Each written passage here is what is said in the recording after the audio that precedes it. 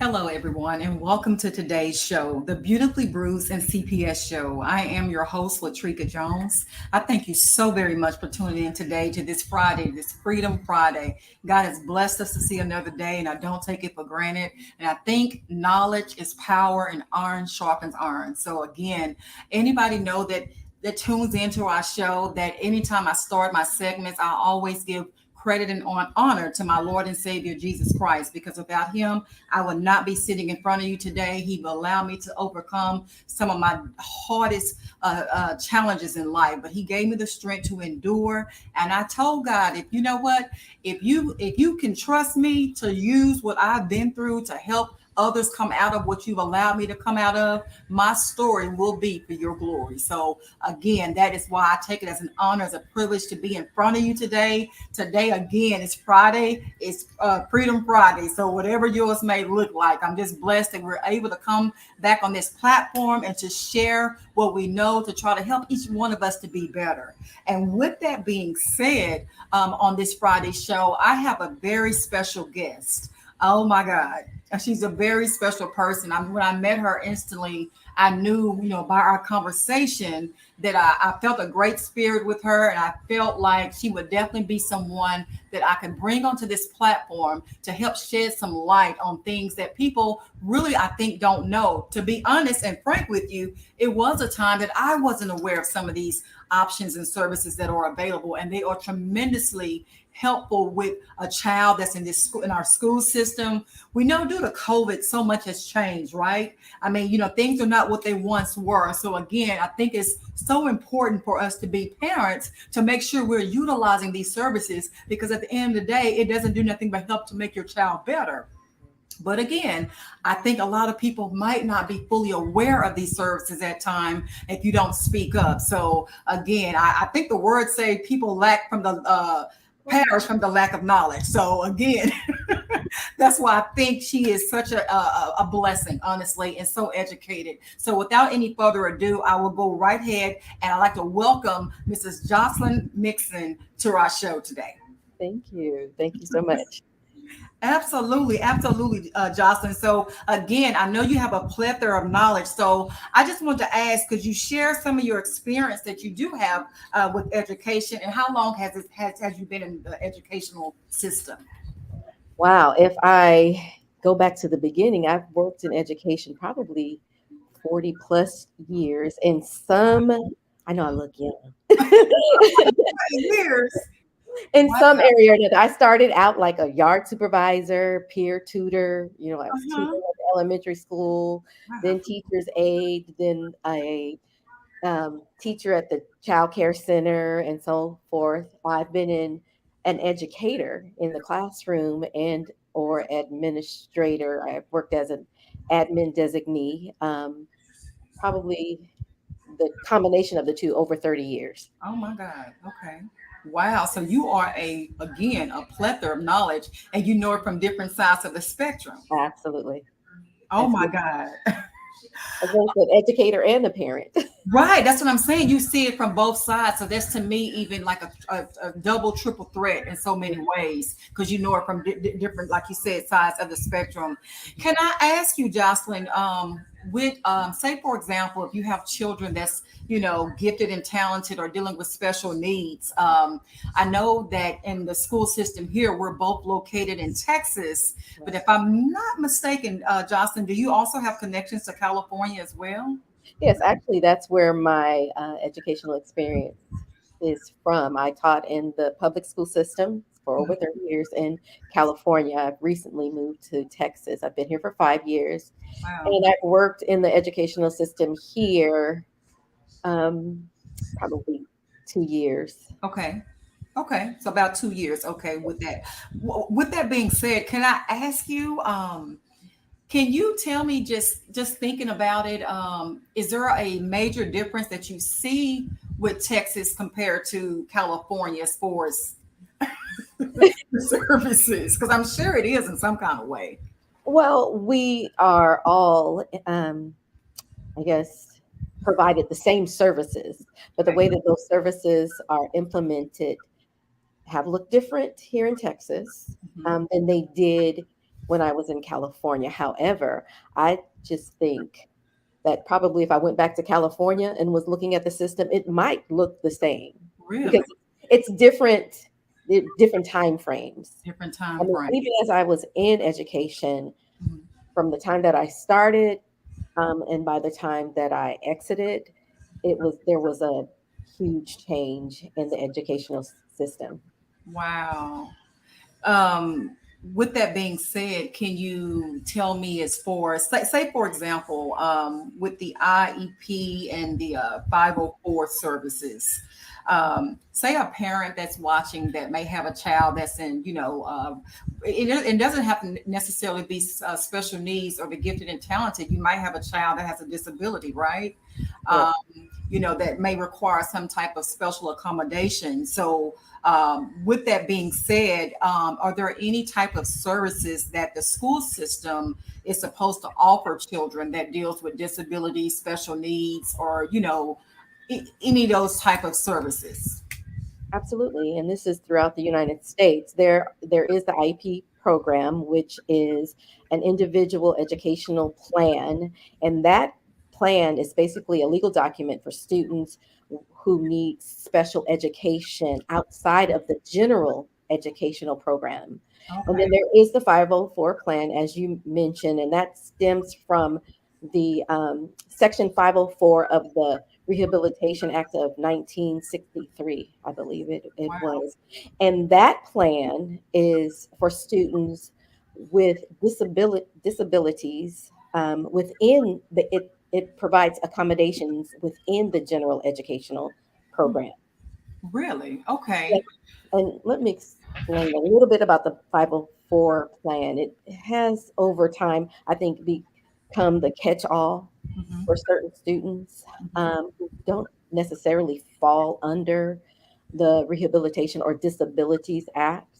It Hmm. was intended for students with physical impairments or mental limitations. Really? But I've seen, actually, in both the IEP and in the 504 areas programming, schools literally send kids that may have behavioral plans that could, if it's infringing upon their educational progress, then there could be some mental or physical, such as hyperactivity, um, Right. involved. But Right. I've seen over the years that they just throw students who really just need structure, Right. boundaries, Right. and some care. I've seen them throw them in those programs as well.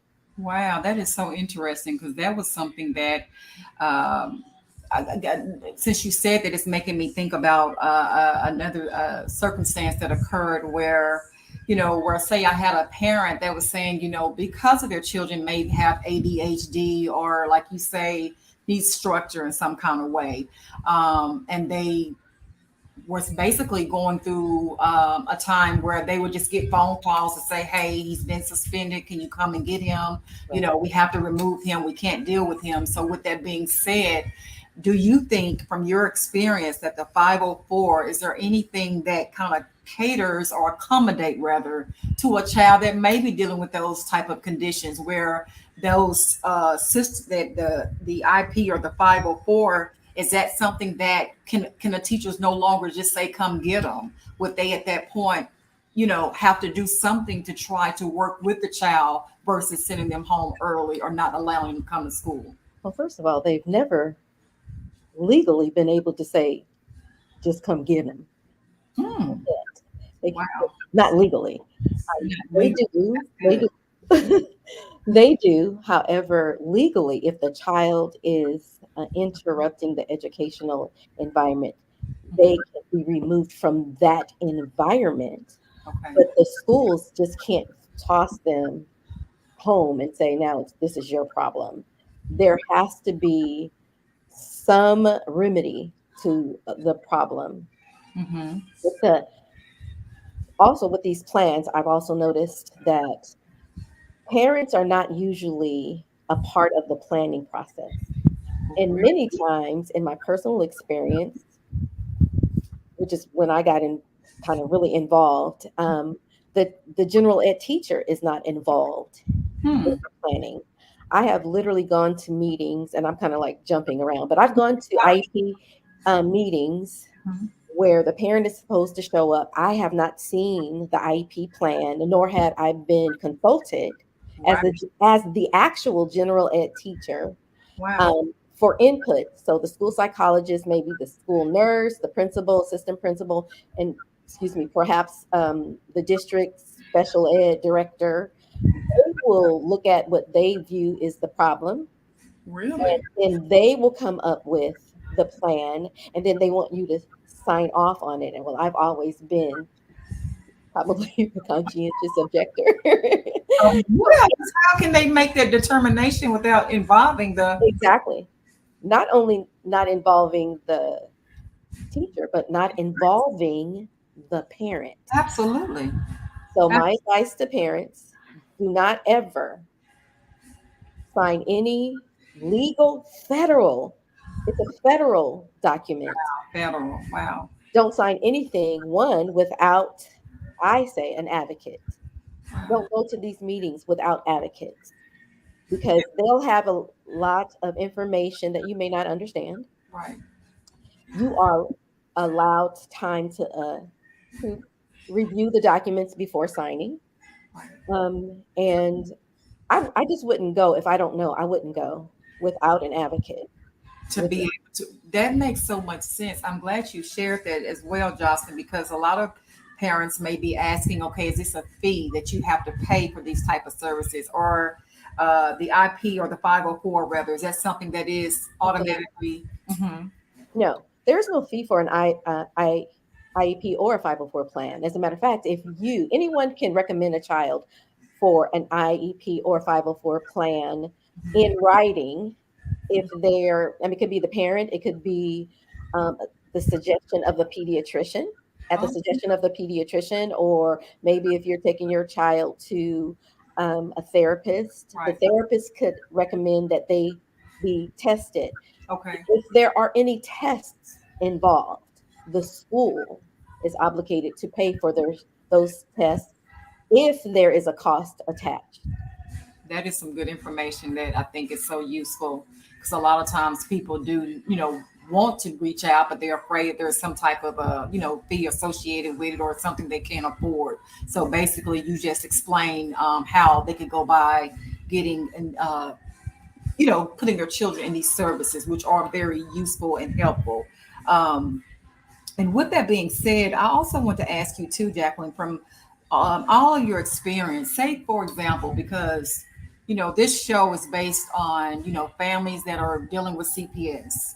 Mhm. Maybe grandparents, maybe siblings or aunties or uncles, whoever the case may be, and they have a family member that the child has been taken into a foster care, or they're in a foster home and going to and fro different foster homes. So um, do you have anything that you could also help enlighten us by, if you have a child that's in a system that's in a foster with a foster parent under CPS care? Like, is there something that they can do when they versus them? I know they can't do anything while they're in the foster care system, but say if they're coming back home, if it's some type of challenges that they're dealing with, is this a service that you think they can also help them from all they've been through, like with CPS? Well, first of all, pray for them babies. Yes, Lord. And Seriously, absolutely. actually, I'd like to correct something. If your parental rights have not been terminated, Mhm. you have a say even when your child is in CPS. Really? I didn't Yes, know ma'am. that. If you have a right, you can even request that your child to be removed from one home if you sense that something going on or it's not benefiting your child in some kind of way. You can make a request. Now, the systems that be will act as the authority, Right. but Like they they do. don't, they Yes. do not have ultimate authority. They do not. But they'll trick you into believing that they do. Make you think that. Now, Wow. like I said, I've come from California, Hmm. and I have had students who, of course, in all of the many years, I've had students who were actually in foster care. Hmm. and the foster parents and the social worker will act as if they're the ultimate authority. But again, if your parental rights have not been terminated, you have a say. I will Wow. caution you to always put your requests or your comments in writing and Right. submit it to everyone. The Right. school, because see, the school system knows you have rights. See, that's good. Talk about it. So submit it to not only the social worker, the foster care families, but also submit it to the school system. Because if you submit something to the school system, Hmm. even if it's a concern you have about the foster care, Right. as mandated reporters, the school system also have to be looking out for whatever your concern is.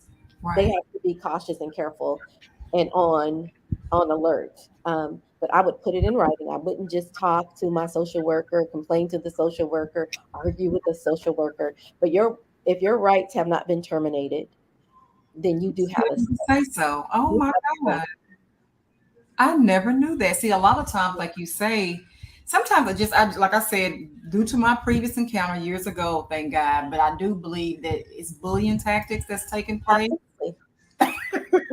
We see it today in all of the TikTok movies. People that hold positions of authority believe they hold ultimate authority until they run into someone who has the information. And you were trying to quote the scripture is Hosea 4:6 that says, "My people are destroyed That's it. for That's it. the lack of knowledge." And that's usually as far as we go when we quote that scripture. But right after that, it says, because you reject Mm. knowledge. Oh, that's so good.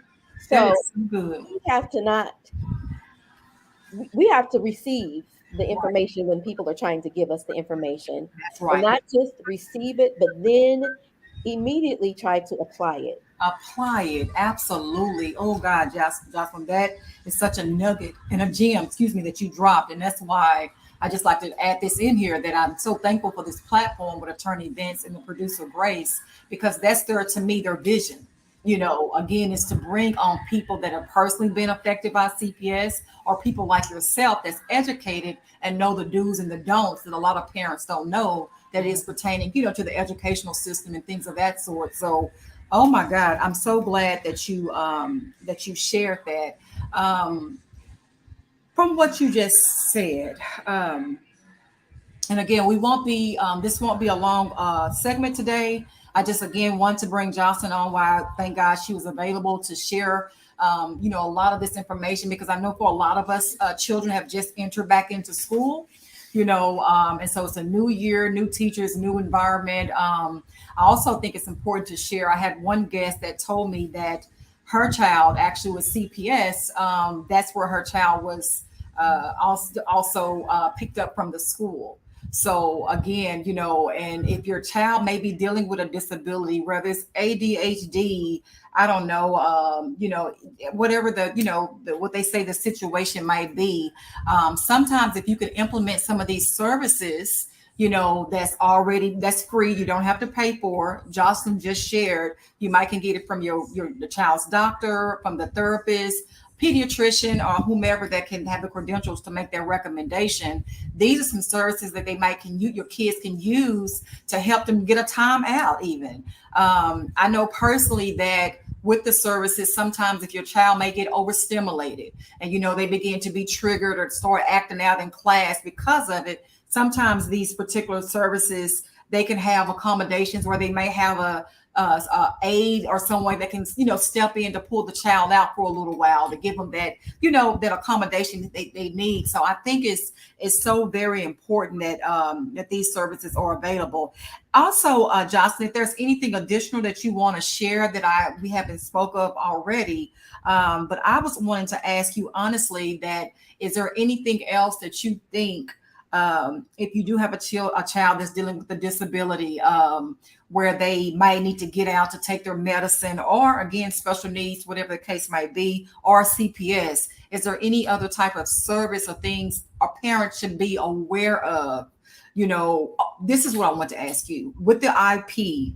Um, services? Is it only a limited meetings that you have? Can you at any time and say, "Hey, I'm having some concerns with my child. I like to schedule an IP." Can a parent ask for additional meetings? Yeah, Yeah, yes. they Mhm. have to hold an annual IEP meeting.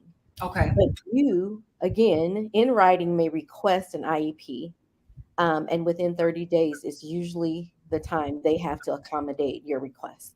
Okay. You can, and there's so much information, and so this is the reason why I retired and then started Born to Teach You LLC, was because I would like to work as really a liaison between the educational system and families and other stakeholders, to help inform and bridge the gap between authentically, not just Absolutely. in word, Right. but indeed, actually.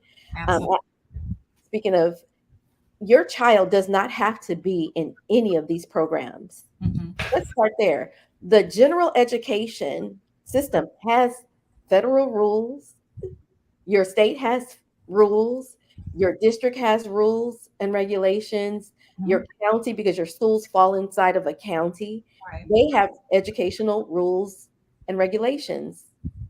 We can help Okay. you learn those and how to implement those or apply those to your situation. Just the literally here in Texas, we're in the second week of school. Not even So haven't yes. today will complete Right. the second week of school, and I literally last week, the very first week of school, had a family who requested the literature anthology for their second grader to be sent home so that the family could help the child with the stories, Hmm. whatever. And the teacher, in writing, informed the parents that they could not do that. And so, serving as the advocate, I emailed, she said that she consulted her principal and the resource teacher Hmm. and requested it. And they said that they can't send these books home. Really? So I emailed the teacher, serving as an advocate, and I indicated that the word cannot means that you lack the ability or that it is not permitted to do so. I Wow. said, so can you please explain that to me in context? And while you're coming up with or formulating your explanation, keep in mind, and I cited the educational code that states not only can parents request the book, any supplemental materials that the school is using, Hmm. they can also request, and most parents don't know this, they can request the teacher's lesson plans.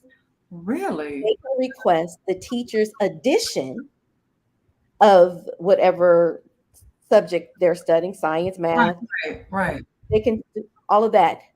Then Hmm. I requested a Zoom meeting. And as I anticipated, when I logged into the link that they sent me, because they would have to accommodate me as their advocate and the family, if we can't get to the site, they had to Right. um, give us a Zoom meeting. But Right. I anticipated that the principal would be there. But when I tell you, when she logged on, she was the person talking and says that, you're really the first person who's requested this. And we just need to, I guess, do their checkout form. Right. So Right. we'll get that to you at the end of the day or at the latest by tomorrow. And yes, the next day, those books were sent home My God. however, had I not intervened, Right. Right. That's good. they would have used their position of authority to make a family believe they could not have these resources they were requesting. That is a great example why I do believe and I know that knowledge is power. So it seemed like Mhm. to me, by you being the representation, basically they just couldn't tell her anything Right. in so many words. At Like all. you, they can't. And I've always said, if a person know what you know, they can't come at you any kind of way, They will not.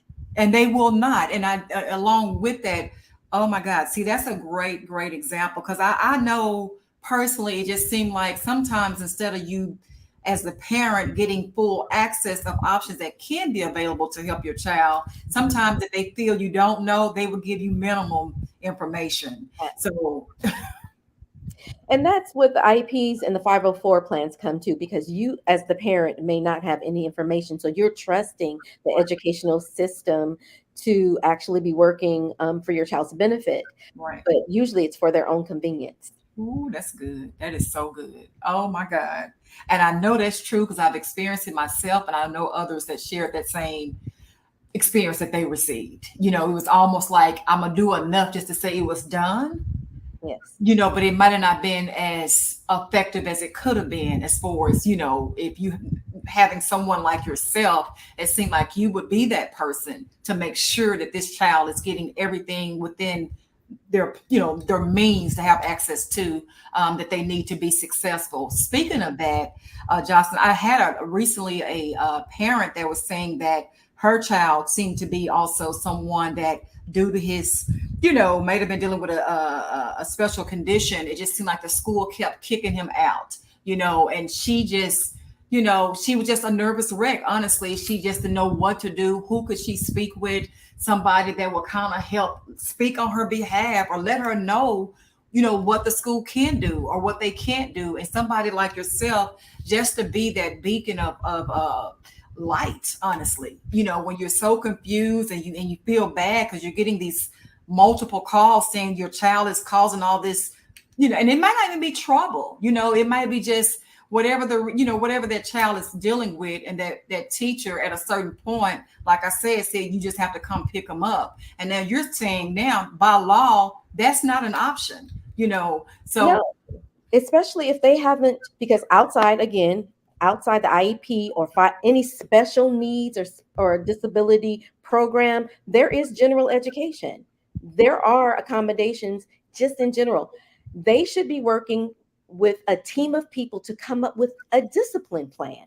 that's right, And absolutely. discipline, not punishment. Those are two different words. Whole Discipline different words. requires there to be a lesson attached to it. Yes, absolutely. It is not the school system, and they've gotten it twisted. It's not their job to punish their child ever. Wow.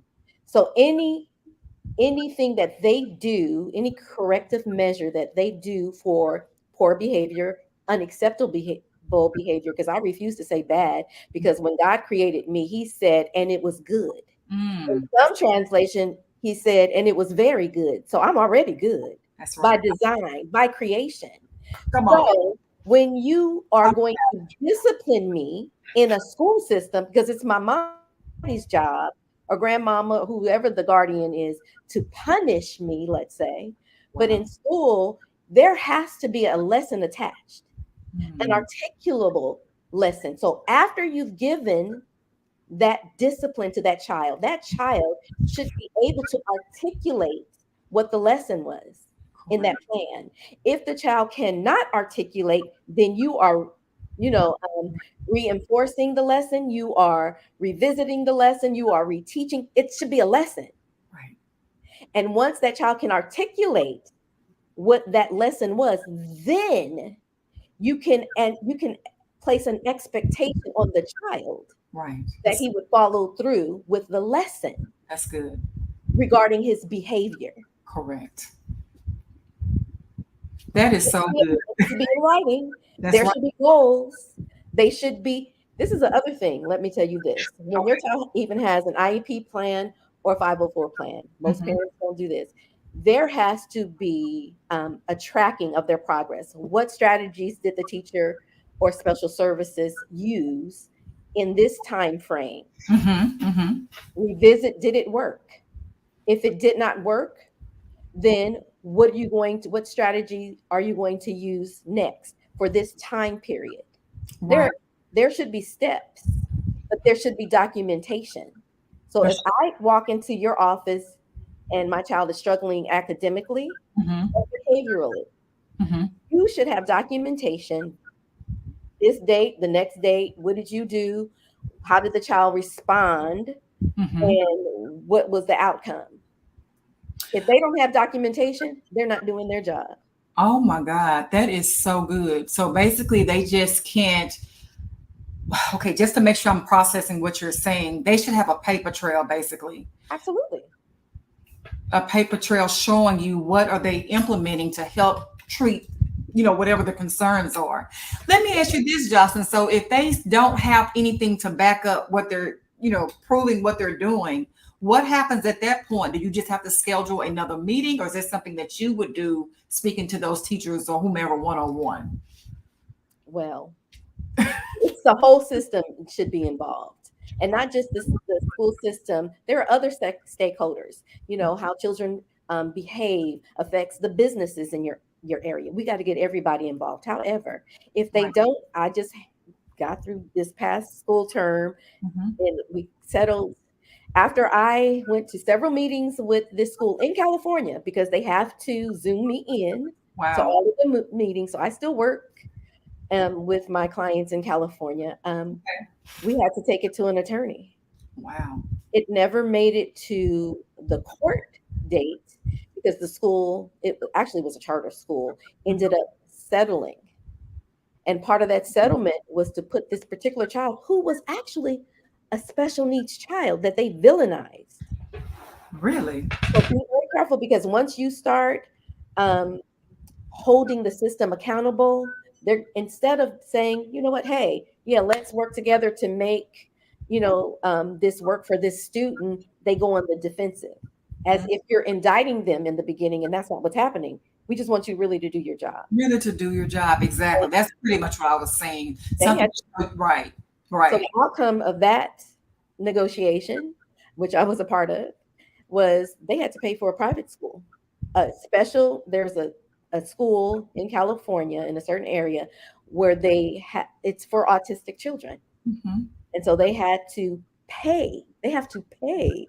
The charter school now has to pay for those accommodations, all of his therapies outside, OT, excuse me, whatever that Wow. child, they have to pay. And because we lost a year, Hmm. they have to pay for a tutor, a one-on-one tutor who comes to the house after school. They have to pay for that tutor for a year. So basically, if they're not doing what they say they're going to do or supposed to do, Yes, they can obviously lose a lawsuit. absolutely. So But by law, they have to do these things. If not, it's, oh my God. we See, I think okay, a lot of parents don't know that. I they really don't. do. They don't know that they have to do that. This is They law. don't. And I believe that if Wow. parents, this is what I want to do. I want to not only advocate for, but I advocate for, while equipping the families with information so that they can help their children be successful in the educational system. Absolutely. I believe that if parents, families, the community The community, had right? the information and was holding the educational system as a group Mm, of people, not individuals, we have to start somewhere, right. holding them accountable, I believe that the teachers would be better. Mm, Therefore, we're getting better instruction, right. and then we can ask for, and I'm an advocate for paying those teachers more money, Absolutely. They deserve it. They, because the scores would come up. You can hmm. get more funding, you get more grants, um, and it would be a lot less stress on the teacher. Because I advocate for both sides, because I've seen both sides. You've seen both sides. And so Um, you worked on both sides because you worked, I've worked right. on both sides, and That's good. teachers are thrown under the bus when there is a shaking by a parent. They try to plug the holes instead of fixing the system. Wow. Yeah, I believe if we encourage them by holding them accountable, according to the law, Mhm. the teachers would be better. They just would be better, and Right. then the teachers could demand more money because the scores would be higher. Wow. Yeah, because it seemed like, I hate to say that here, it's a saying where you get what you pay for. And I'm not saying that you don't have a passion for what you're doing, because some people naturally just have a gift and know how to bring it. But I do know normally if it's something that inspires you, an Mhm. initiative or something to get you more engaged, that you normally see more of the person. You know what I'm saying? So, but I do think teachers are underpaid. I do. I truly do. Absolutely. I've I mean, always thought that. it is the second hardest job on the face of the earth. Parenting is the first hardest. Oh yeah, that's number one. We don't get rid of them after a year. You know, they keep coming back to the house. But That's true. You teacher, it should literally be the highest paid industry in the world, absolutely, but absolutely. it is not. Mm-hmm. That needs to change as well because they It do really does. so much. Absolutely. So, oh my gosh, Jocelyn, we're almost at the end of our segment. I normally, since you dropped so many gems and nuggets that I do believe that can be so helpful to parents that's watching our show. Like I say, you dealing if you have a child that's dealing with whether they have a disability, whether it's something that that there is a special needs or some type of special accommodations that you're not aware of, that these services that Jocelyn is sharing with us, it will help your child in the long run. The child or the teachers are, they all have to come together with some type of game plan and hopefully to bring some positive resolutions to help your children to be successful in their educational learning journey. So with that being said, Jocelyn, before we get ready to close out this segment, is there anything else that you would like to share? I want to also, before we close out, give you an opportunity to share if you have any contact information in case we have other, parents or listeners that wants to have more questions about this topic and want to know want to get in contact with you because I know you say you still work in Texas as well as California. So I would love for you to share your information of your contact information rather. But before you do, is there anything else that you think that parents should be aware of, whether it's dealing with a CPS case? And matter of fact, that's something I definitely do want to ask you before we close out. Is there any type of advice or encouragement that you would like to continue to share for families that may be dealing with CPS cases? Just to encourage them, give them some type of encouragement. Well, know that if you're in CPS situation, your parental rights haven't been terminated. You still have rights. Right. That's You good. still have a voice. Use your voice. That's And good. if you don't know what Mhm. to say or what to do, reach out. Again, one of the hardest thing, especially for people of color, is to ask for help. And I think that we all need help sometimes. We do. So ask for help. And there are people out there. You can contact me at Born to Teach You one, the Oh, number one, yes. And then we're showing your at information on the bottom. I'm sorry. Gmail, yeah, at gmail.com. And what I've tried to do is gather resources. I'm also working in Oklahoma, in the state of Oh, Oklahoma, wow. Okay. moving into Atlanta, the Georgia area. I would like to build a database of resources for people in their areas. So when Oh, people call me and ask me for help, I try to connect them with people in their particular city or in their county. right. So I can get to work on finding who could help you near you. That's so Um, smart.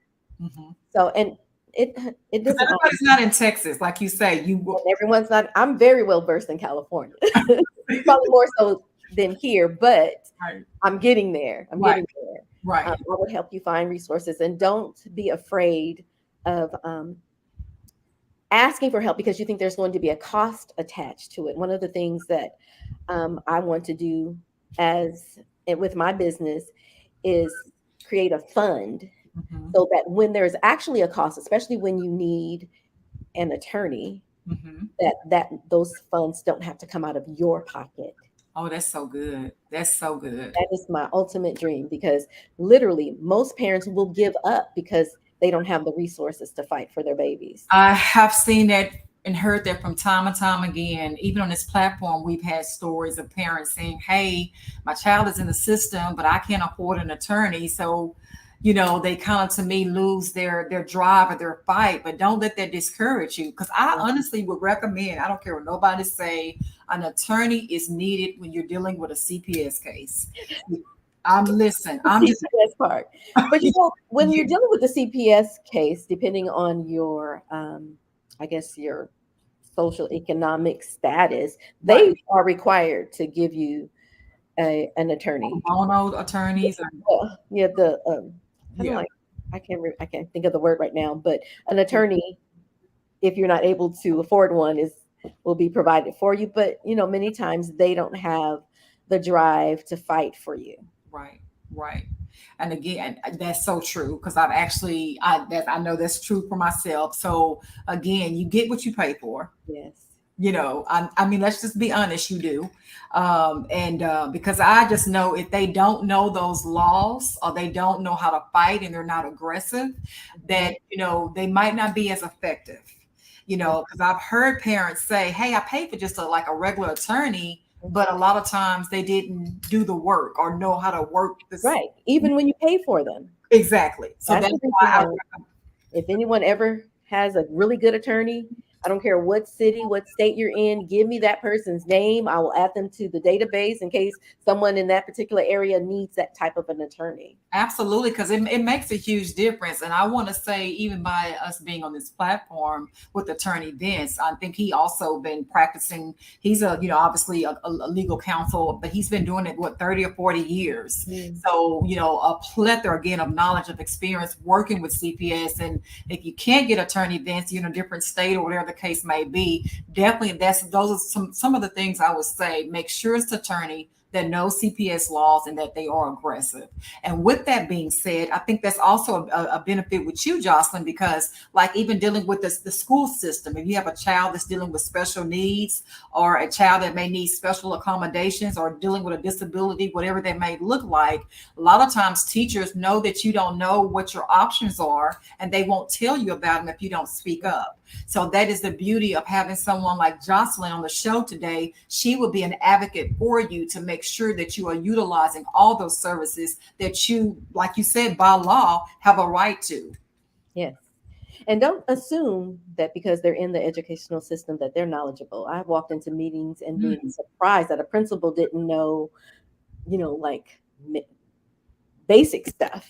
really? Yes, once a principal said, I told him that the child is supposed to be in the least restrictive environment, and the special ed teacher wanted to increase the hours that the child went out of the classroom. I was like, yeah, but that's against the law. And things like that people don't know. And I honestly, I thought that the principals and the people that come to the IP meetings, so they're not always necessarily trained neither. No, they're not.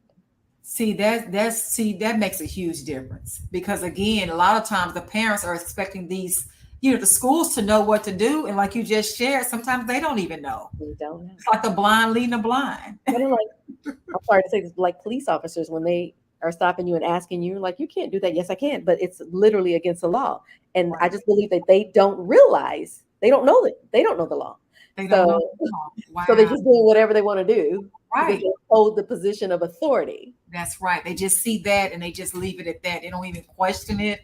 Or, that's so good though, Jocelyn. I like that you shared that. Sometimes, again, that power, knowledge is power. The more you know, to me, the better it is. So, again, Jocelyn, I thank you so much for being on the show because I know again, we're getting back. A lot of kids have returned back to school like the last 2 or 3 weeks, and you might be having some concerns with your children in class and don't even know that these services are available for you to help your child, throughout the school year. Jocelyn would be an excellent advocate for you and your kids to make sure that services that they're needing, that they are getting those services and Yeah. you're not being denied just because you don't know. Yeah. Okay, so with that being said, that is going to bring us to the end of the show. Again, Jocelyn, I want to tell you also happy. Well, I know you had a birthday yesterday, so and I hope you enjoyed it. I did. I did. Thank you. Good, good. No problem. No, thank you. Thank you for your education. Please keep doing what you're doing because a lot of our kids need these type of services. Rather, again, like we just shared, whatever it might be, your child can have some type of special needs, disability, gifted and talented, or whatever. There are programs in place that can help you. You don't have to be in this alone. And it is okay to get help. From time to time, we all need help if we be honest about it. So it's nothing wrong with that. So if this help is in place, why not use it? Okay. So again, with that being said, Jocelyn, thank you so so much for being a guest on our show, and you Well, have a thank good you. day. It's been a pleasure being on your show. Thank you so much for inviting me. Absolutely, no problem. We have to do it again sometime. Yes, ma'am. Okay. All right, everybody. Again, I say I want to thank you for tuning in. I'm hoping this information that Jocelyn have shared, it can help you in some kind of way, because I know maybe you was once like me as a mom. You have a child that's maybe dealing with a condition, but you don't know what options that may be available. Sometimes, like I said, people don't even know that there are services in school that can help your child. But again, a closed mouth don't get fed. So if you don't say anything, you don't speak up about it, you don't reach out for help, nobody will never know, and they can never help you. So again, take advantage of a Jocelyn that's on the show today. This station, thank God, is 24/7. If you miss something, you can always go back in and replay it. If you know somebody that may need this help while their children in school, please share it. Like, subscribe, share it, pass knowledge along, because it could be so helpful. You never know what a person may be going through, or they might need help in this way. So again, have a happy, safe Labor Day weekend. Don't you never stop fighting for your children. And remember to please always keep God first. I am your host, Latrika Jones, and have a blessed day.